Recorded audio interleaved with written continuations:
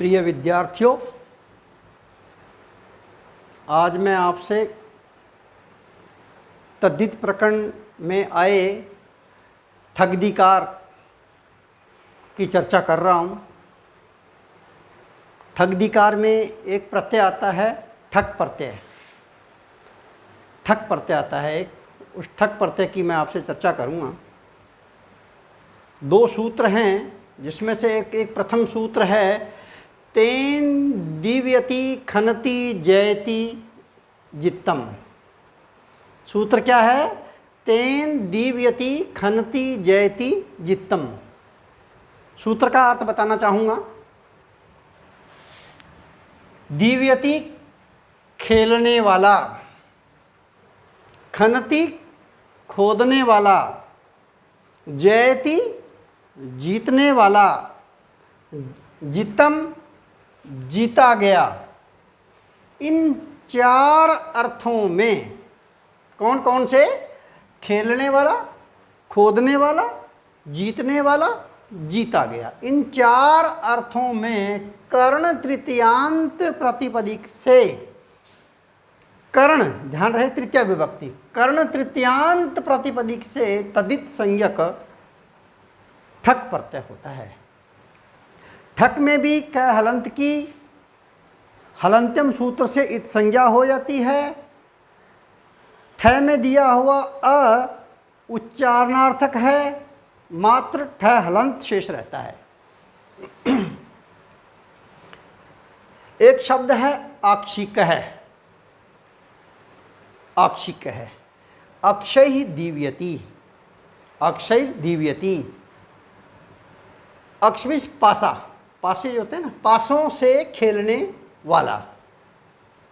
अक्षय खनति, अक्षय खनति, पासों से खोदने वाला। अक्षय जयति, अक्षय जयति, पासों से जीतने वाला। और अक्षय जित्तः, अक्षय जित्तः, पासों द्वारा जीता गया। इन चार अर्थों में ठक प्रत्यय है। ये मैंने आपको चार लौकिक विग्रह करके बताए। कौन कौन से? अक्षर दीव्यति, अक्षर खनति, अक्षर जयति, अक्षर जित्तः। सर्वप्रथम तेन दीव्यति खनति जयति जित्तम, इस सूत्र द्वारा अक्ष भिष, पासे बहुत सारे हैं, तृतीया बहुवचन, अक्ष भिष, इस तृतीयांत सुबंत से उपर्युक्त चार अर्थों में कौन कौन से? खेलने वाला, खोदने वाला, जीतने वाला और जीता गया। इन चार अर्थों में ठक प्रत्यय हुआ। और ठक में से भी ठ हलंत मात्र शेष रहा, अ उच्चारणार्थक हो गया और क की हलंत्यम सूत्र से इत संज्ञा हो गई। तो स्थिति बनी अक्ष भिष धन ठ हलंत। कृतदित समासा सूत्र द्वारा समग्र शब्द समुदाय अक्ष भिष और धन ठ हलंत की प्रातिपदिक संज्ञा हो गई। सुपो धातु प्रातिपदिकों सूत्र द्वारा सुप का अर्थात भिष का लोप हो गया। ऐसा होने पर अक्ष और ठ हलंत शेष रहा। ठस्येक है सूत्र द्वारा, कौन सा सूत्र है? ठस्येक है। ठस्येक है सूत्र द्वारा ठ हलंत के स्थान पर इक आदेश होता है, तो बना अक्ष धन इक। कितिच सूत्र है। पिछले कालांशों में भी हमने कितिच सूत्र को पढ़ा था, फिर पुनः बताना चाहूँगा। कितिच सूत्र द्वारा, कितिच सूत्र क्या चाहता है? कित परे रहते।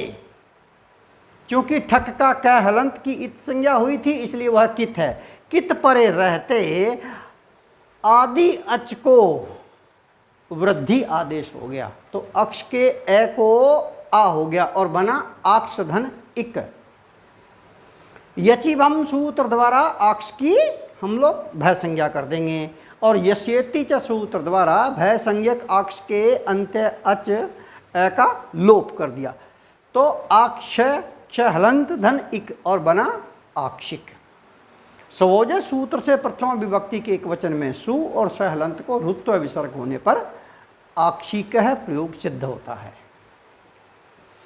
इसी क्रम में दूसरा एक सूत्र है तरती। कौन सा सूत्र है? तरती। ये सूत्र क्या कहना चाहता है देखिएगा, तृतीयांत समर्थ प्रातिपदिक से, तृतीयांत तैरने वाला या पार करने वाला, इन अर्थों में तद्धित संज्ञक ठक प्रत्यय होता है।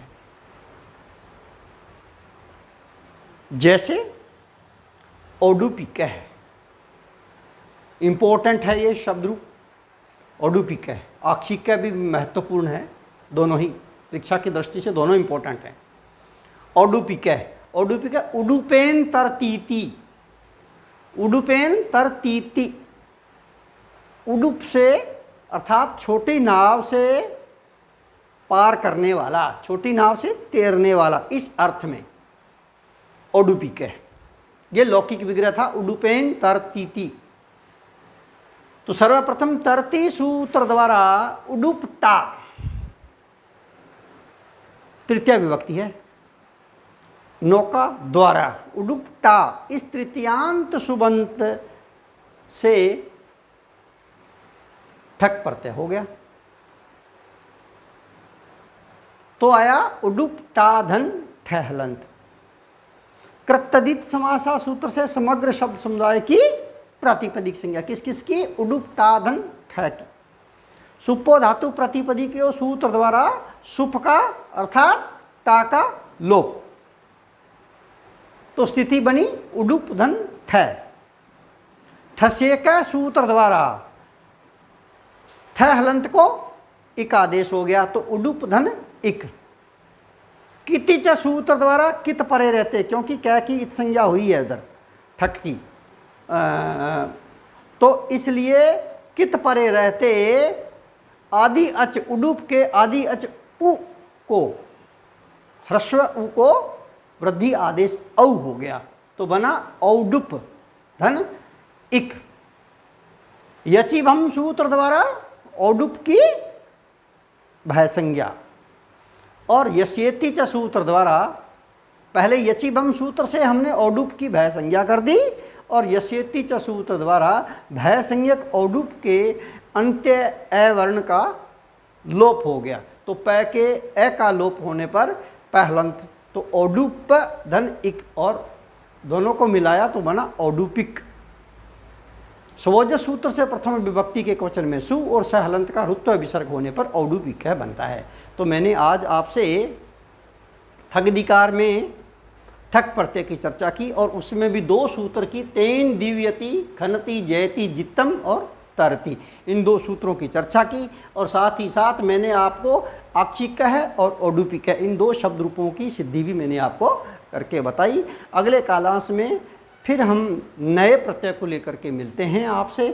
जय हिंद, जय भारत।